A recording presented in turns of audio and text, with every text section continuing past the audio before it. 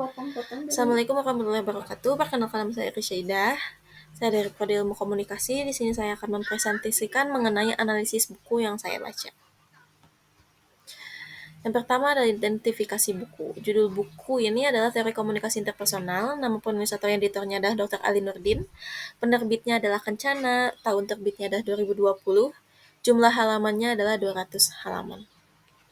Latar belakang penulis, yaitu kualifikasi akademis penulis atau editornya, yaitu Dr. Ali Nurdin, dosen tetap di program Ilmu Komunikasi, Fakultas Dakwah dan Komunikasi UIN Sunan Ampel Surabaya. Afiliasi institusi atau universitasnya adalah UIN Sunan Ampel Surabaya. Riwayat publikasi dan relevansi penulis dalam bidang yang dibahas, yaitu publikasi lain dari penulis yang relevan dengan buku yang dibahas ini adalah buku ajar pengantar ilmu komunikasi.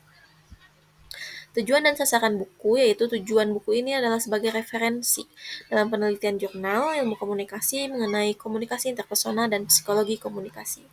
Target dari buku ini tentunya adalah mahasiswa dan seorang yang sedang melakukan penelitian mengenai ilmu komunikasi sebagai referensi dan pembelajaran juga. Struktur dan organisasi dari buku ini, yaitu buku ini diorganisasikan dengan bab dan buku ini terdiri dari 5 bab. Bagaimana buku ini diorganisasikan, yaitu dengan bab. Apakah ada pengantar, pendahuluan, dan kesimpulan yang jelas? Buku ini dilengkapi pengantar dan bab yang sangat jelas. Apakah struktur buku memudahkan pembaca untuk mengikuti argumen atau informasi yang disajikan? Struktur buku sangat mudah pembaca karena bab dan bagiannya dijelaskan secara teratur dan berurutan. Dalam buku ini dijelaskan mengenai teori dulu, lalu contoh fenomena selanjutnya. Isi dan cangkupan. Topik utama yang dibahas adalah kepribadian dan komunikasi interpersonal. Cakupan topik sesuai dengan buku karena sesuai isi buku mencangkup semua tentang kepribadian dan komunikasi interpersonal serta contohnya. Tidak ada topik terlewatkan atau tidak cukup dibahas. Lalu selanjutnya ada analisis dan argumen. Sebagai penulis, bagaimana penulis mengembangkan argumen atau analisis. Menurut penulis, komunikasi interpersonal dalam kehidupan sehari-hari mengalami dinamika perkembangan yang mengalami situasi emosi individu dan situasi sosial masyarakat. Kondisi menimbulkan dinamika komunikasi pasang, surut, dan naik turun. Dalam komunikasi yang sedang terjadi, realitas inilah yang mendasari perlunya mengatur relasi interpersonal dalam situasi komunikasi tertentu. Apakah argumen didukung oleh bukti yang kuat dan relevan? Tentunya iya. Buktinya adalah mengenai teori terkait yang dipaparkan oleh para peneliti yang mengenai komunikasi interpersonal juga dilibati oleh para ahli dari komunikasi itu sendiri. Apakah ada kritik atau perbandingan terhadap penelitian lain dalam bidang yang sama? Untuk saat ini tidak ada. Kualitas referensi dan sumber. Referensi yang digunakan pada buku ini sangat relevan, yaitu contoh bukunya adalah Understanding Human Communication.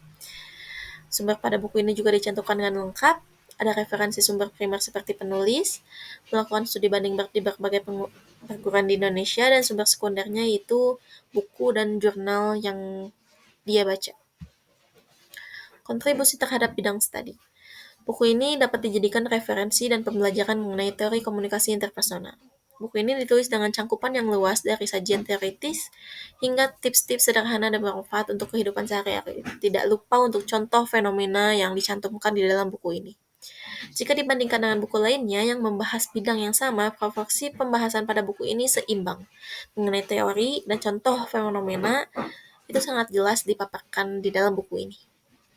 Kesimpulannya dan rekomendasi, buku ini sangat direkomendasikan untuk peneliti yang sedang melakukan penelitian mengenai komunikasi interpersonal dikarenakan bahasa yang mudah dimengerti dan juga ada contoh fenomena yang tercantum di dalamnya. Manfaat besar yang dapat dirasakan oleh pembaca pada saat membaca buku ini yaitu mengerti mengenai pembahasan teori komunikasi interpersonal yang cukup amat banyak, ditambah dengan contoh fenomena yang menjadikan teori dari komunikasi ini tuh lebih mudah dipahami. Sekian presentasi dari saya. Mohon maaf bila ada kesalahan kata. Wassalamualaikum warahmatullahi wabarakatuh.